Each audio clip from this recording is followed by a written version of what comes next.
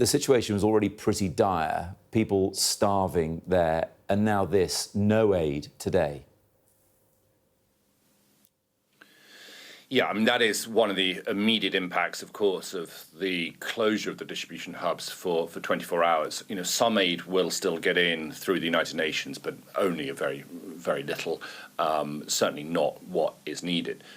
Now, notwithstanding the, really quite considerable international controversy and opposition to the Gaza Humanitarian Fund, actually, the closure of those operations for 24 hours, if that's all it is, really, in some respects, is the only kind of logical course of action after 3 days of real chaos. I mean, 3 days where, and there's conflicting reports and conflicting accounts as to who is to blame and what happened, but 3 days where people have been shot dead and wounded, and we're talking dozens and dozens, as they have gone in the early hours of the morning to try and get that aid. And then when they've got there, it has been, and you can see the pictures here, totally uncontrolled, complete chaos.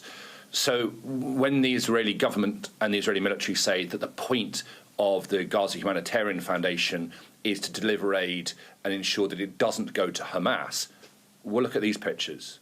How on earth can they know who is getting the aid?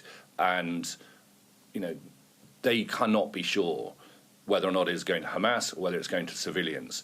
And so if this project is going to continue, then quite clearly they need to do something to make sure it runs more efficiently, more safely, and from their perspective, in terms of not allowing the aid to go to Hamas, far more effectively than it has been over the last week or 10 days.